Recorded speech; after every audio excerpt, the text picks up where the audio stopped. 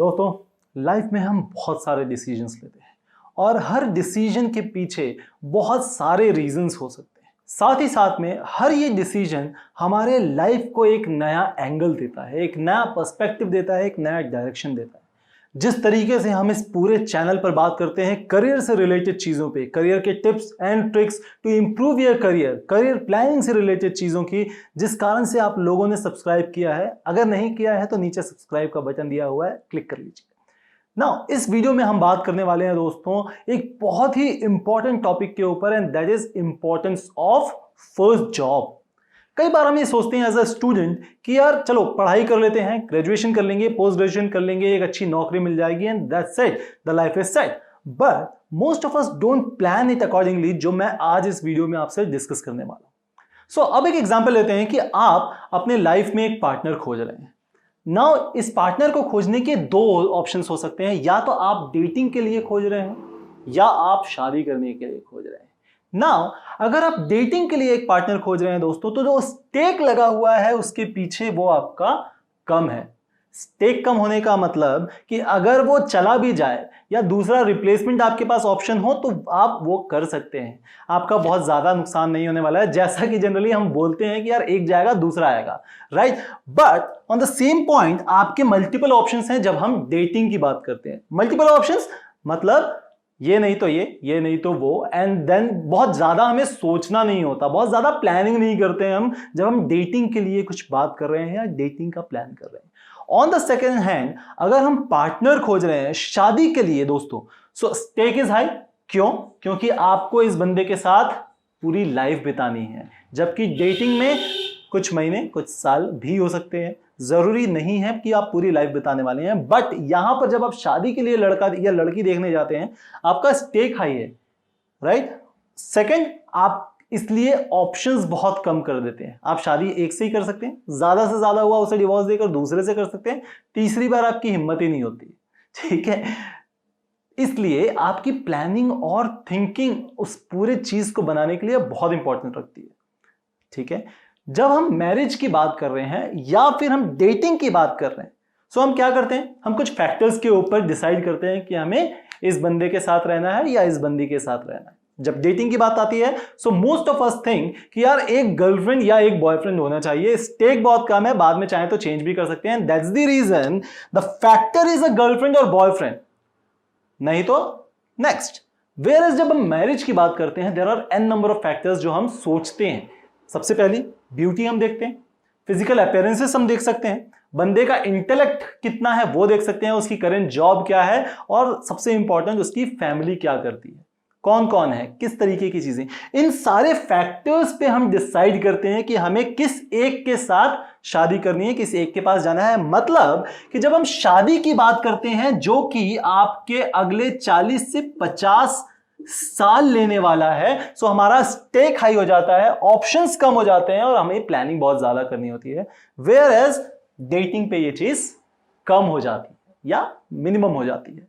Similarly जब हम job की बात कर रहे होते हैं दोस्तों, सो दो तरीके के जॉब हो सकते हैं। एक जॉब हो सकता है जिसमें मैं ये मानता हूं कि यार मुझे कुछ साल जॉब करूंगा, आई विल स्विच, फिर कुछ साल दूसरी जगह जॉब करूंगा, दूसरी इंडस्ट्री स्विच कर लूंगा, दूसरी इंडस्ट्री में काम करूंगा, देन आई विल स्विच। क्या हो रहा है, पहले ही दिन हमारी जो मेंटल प्रोसेस है, जो थिंकिंग प्रोसेस है, वो खराब है। क्यों? क्योंकि हम वहां से जब प्लानिंग स्टेज पे चालू करेंगे, हम उस जॉब को उतनी तवज्जो ही नहीं देंगे, उसमें कुछ नया सीखने की कोशिश नहीं करेंगे, और जब हम वो सीखने की कोशिश नहीं करेंगे, उस पर्टिकुलर जॉब में हम अच्छे नहीं हो पाएंगे, स्किल्स इंप्रूव नहीं होगी, और उसके कारण से आपको उस जॉब में सेटिस्फैक्शन नहीं मिलेगा, और आपके दिमाग में हमेशा ये रहेगा कि यार इसमें नहीं तो हम नेक्स्ट स्विच कर जाते हैं, which is a kind of dating. क्यों? क्योंकि आपने वहां पर स्टेक अपना बहुत कम रखा हुआ है। आपने स्टेक रखा हुआ है या तो कि यार मुझे 10,000 रुपए इंक्रीमेंट मिल जाए, या आपने रखा हुआ है कि मुझे इंडस्ट्री स्विच करनी है, ठीक है। तो आपका स्टेक बहुत कम आपने रखा हुआ है, इस कारण से आप उस जॉब में अच्छे सक्सेसफुल जल्दी नहीं बन पाते।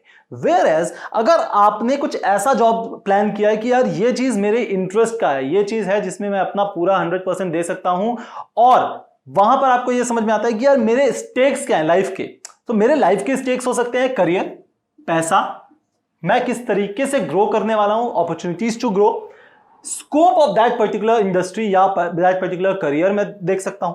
हैप्पीनेस, मेरी या मेरी फैमिली की हैप्पीनेस मेरा एक कंसर्न हो सकती है। मटेरियलिज्म, आपका स्टेक ये हो सकता है कि यार मुझे जॉब करने के बाद एक घर लेना है, बंगला लेना है, गाड़ी लेनी है, दोस्तों के साथ घूमने जाना है, सो फन। पावर, अगर आप आईएएस की तैयारी कर रहे हैं या आप किसी गवर्नमेंट सर्विसेज की तैयारी कर रहे हैं या हो सकता है कि आप पुलिस में जाने की तैयारी कर रहे हैं, सो आपको वो पावर चाहिए, आपका फैक्टर वहां पर है पावर। और रेपुटेशन, कि भैया लाइफ में चाहिए इज्जत। सो रेपुटेशन को भी ध्यान में रखकर उसको अपना एक फैक्टर बनाकर आप अपना जॉब खोज सकते हैं ना, क्योंकि आपने स्टेक्स बहुत ज्यादा कर लिए। तो जब आप स्टेक्स ज्यादा करते हैं तब आपके ऑप्शंस लिमिटेड हो जाते हैं और आपकी प्लानिंग इंपॉर्टेंट हो जाती है, प्लानिंग एंड थिंकिंग ज्यादा हो जाती है। आपको ज्यादा प्लान करना है, ज्यादा सोचना है, ज्यादा थिंक करना है। तो आपका जो जॉब, फर्स्ट जॉब अगर इन पैरामीटर्स में आपने डिसाइड किया हुआ है तो आपकी स्टेक बढ़ गई। नाउ किसी भी जॉब में अगर आपको सक्सेसफुल होना है, राइट, तो आपको सबसे इंपॉर्टेंट चीज क्या है? आपको खुद को नॉन रिप्लेसेबल एसेट बनाना पड़ेगा। ये कब होगा? नॉन रिप्लेसेबल एसेट मतलब कि आप उस कंपनी या उस इंडस्ट्री के लिए का इतना नॉलेज रखते हैं कि आपको जनरली जल्दी कोई रिप्लेस नहीं कर पाएगा। ठीक है, और जब ये चीज आती है, जब आप नॉन रिप्लेसेबल एसेट हो जाते हैं, कब होते हैं? जब आपने ये सारे फैक्टर्स पे अपना एक करियर प्लान करके डिसाइड किया है, आप उस चीज को सीख रहे हैं, अपने आप को इंप्रूव कर रहे हैं और 5 से 10 साल 15 साल आप एक ही इंडस्ट्री पे टिके हुए हैं, तो आपके एक्सपीरियंसेस आ गए। Now you are experience, you are skillful, you know how to do the job and you know how to get the job done. आपकी रिस्पॉन्सिबिलिटीज बढ़ गई हैं।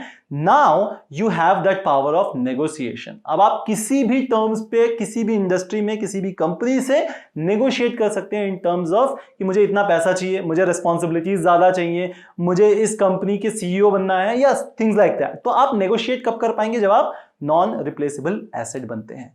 नाउ ये सारा का सारा अगर मैं आपको एक और एग्जांपल से सिखाता हूं दोस्तों, क्रिकेट हम सब देखते हैं ना। क्रिकेट में अगर आप देखें, ऐसे बहुत सारे लोग आते हैं क्रिकेट खेलने जिनका प्राइम ऑब्जेक्टिव होता है गवर्नमेंट जॉब, सरकारी नौकरी। Joginder Sharma, he is an IPS right now.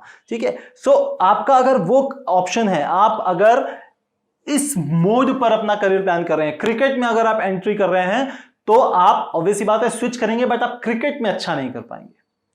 ठीक है, क्यों? क्योंकि आपके दिमाग में यह था कि यार मुझे सरकारी नौकरी के लिए ही प्लान करना है। वेयर एज अगर आपका प्लान महेंद्र सिंह धोनी, विराट कोहली, सचिन तेंदुलकर ऐसे जैसे लोगों के जैसा है कि यार cricket is everything for me, so मैं कुछ भी करूंगा इस चीज में इंप्रूव करने के लिए, अपनी स्किल्स इंप्रूव करूंगा, मेहनत करूंगा, सारी चीजें हैं। इसके लिए आप गवर्नमेंट जॉब भी छोड़ सकते हैं, जैसा महेंद्र सिंह धोनी ने किया, and he dedicated himself to create himself as non replaceable asset for Indian team.